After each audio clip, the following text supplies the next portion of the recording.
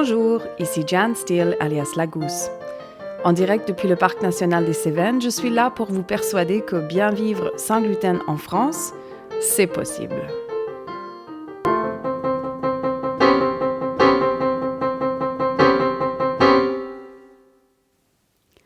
Gérante d'une cuisine pédagogique et d'une chambre d'hôte 100% sans gluten dans le Parc national des Cévennes, je suis aussi malade cœliaque depuis toute ma vie et maman de 2 enfants qui eux aussi mangent sans gluten. La communauté des personnes vivant sans gluten est en croissance permanente. Mon objectif est d'offrir à ces gens des pistes vers une vie meilleure sans gluten. Allons-y!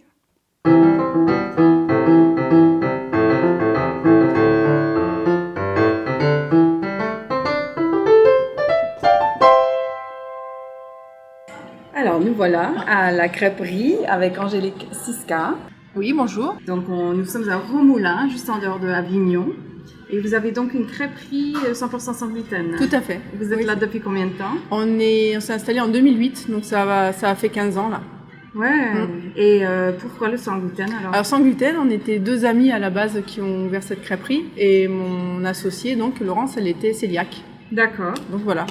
Donc le projet de base, depuis le début, c'était une crêperie sans gluten. Et ça, c'était à une époque où il y en avait très peu. Ah bah quand on disait notre concept, on nous regardait avec des gros yeux en disant qu'est-ce que c'est que ce truc. Voilà, vous êtes fous quoi.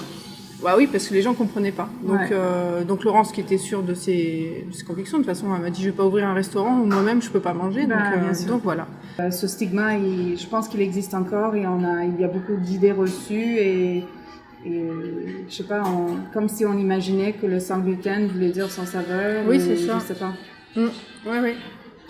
Donc ça s'est fait comme ça. Et Laurence est partie il y a 4 ans. D'accord. Mais je pouvais pas arrêter parce que j'ai une clientèle qui vient de plus en plus nombreuse sans gluten. Donc voilà.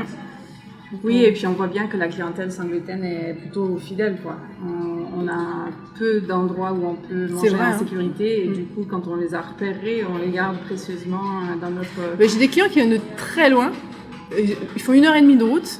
Et je sais que chaque vacances scolaires, ils viennent. Ouais. Voilà, ils viennent balader et ils viennent manger. Et puis en plus, vous n'êtes pas loin du pont du Gard, voilà, donc ça permet... Il y a pas mal de choses à faire, du coup. Ça permet à ce qu'on fasse une pierre deux coups. On se dit le pont du Gard, mais ensuite on va se faire plaisir aussi. Et j'ai des gens aussi qui s'arrêtent par hasard et qui me disent par contre, on est sans gluten, tout ça. Et là, je leur dis, bon, vous pouvez y aller tous. Poil. Voilà, faites-vous plaisir, tout est sans gluten, ils sont contents. Donc, voilà. Même les glaces, on a trouvé D'accord, très bien. Fournisseur pareil, sans gluten, donc tout est nickel.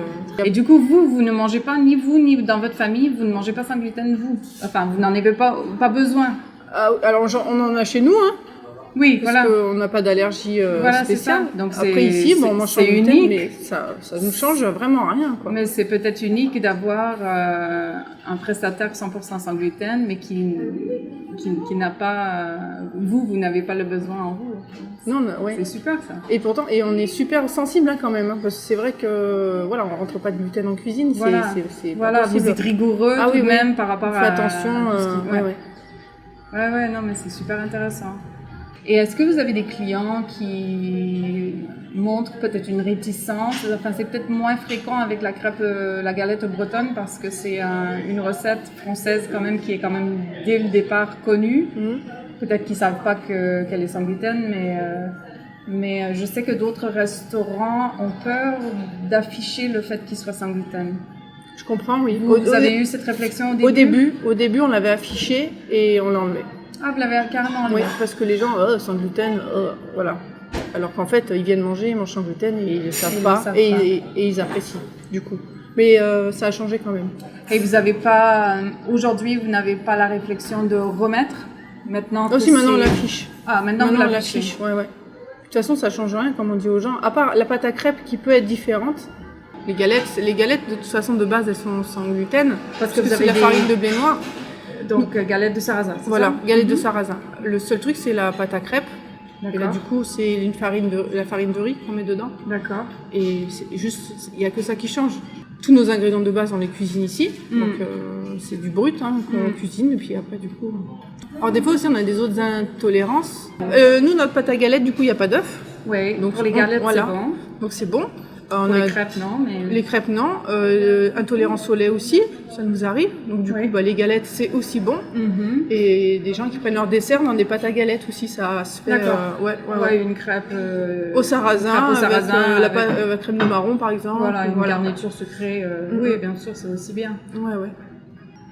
C'est super, et donc c'est un peu le modèle de la galette bretonne. Tout à fait, ouais. C'est la recette bien bretonne. D'accord. Voilà. Et vous fermentez du coup le sarrasin on la fait bien en avance. Reposer. On laisse bien reposer pour que la crêpe fermente. Et donc en plus, elle va être bien digestible par le fait d'être un peu fermentée d'avance. Donc c'est un peu doux sur l'estomac, tout ça. Tout ça, oui. Même les gens, ils disent, quand on dit c'est que sans gluten, ils disent on digérera mieux. Et donc vous avez pu identifier même les glaces, vous disiez Oui, sans gluten. Et donc qui sont étiquetées sans gluten. Ah oui, c'est écrit sans gluten sur les... D'accord. Alors on les trouve dans les grandes surfaces, mais c'est des plus petits bacs, c'est l'histoire de glace. Oui, d'accord. Voilà.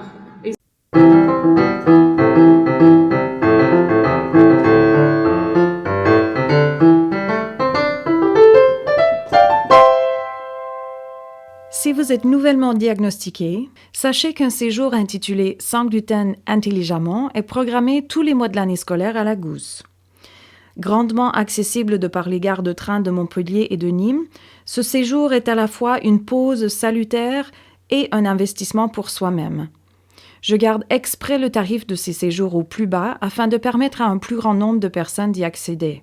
Surtout au début, un tel séjour offre une aide ciblée. Un long week-end dans les Cévennes pour vous permettre de manger sans gluten en toute sécurité, poser toutes vos questions en temps réel à une expérimentée et pratiquer des recettes qui vous serviront dorénavant dans votre quotidien. Tous les détails sont disponibles sur le site web de la Gousse.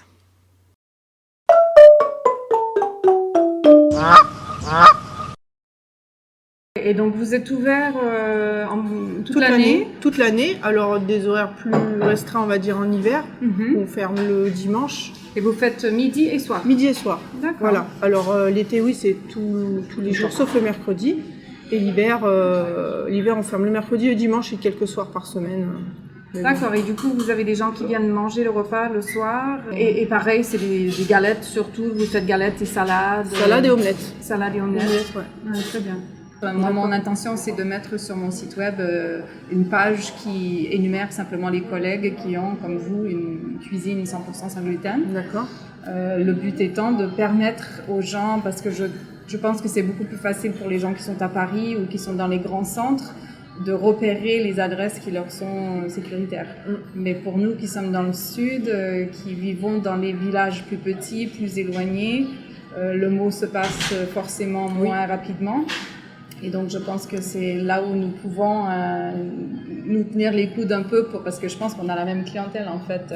Moi j'ai des gens qui proviennent globalement dans le sud et donc ça me fait grand plaisir de pouvoir vous mettre en avant vous aussi pour que quand ils passent de chez moi jusqu'au pont du Gard, je peux leur dire écoutez, tandis que vous êtes là, allez manger en sécurité aussi à côté à la crêperie. Bon super, mais en tout cas nous on va passer à table, on va manger une avec plaisir. Merci Angélique. De rien.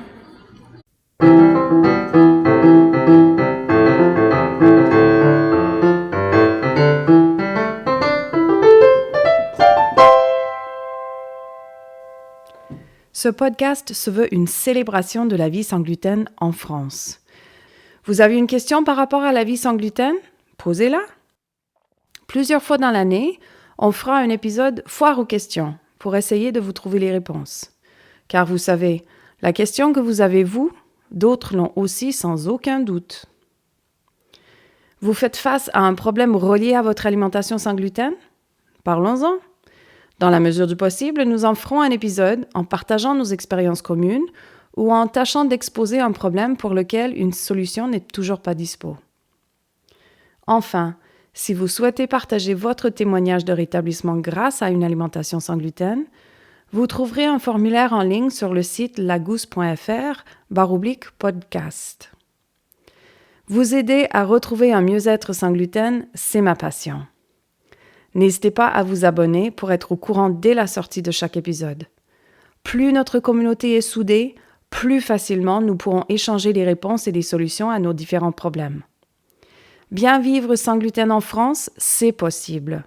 Les défis sont nombreux, mais les solutions aussi. D'ici un prochain épisode, portez-vous bien.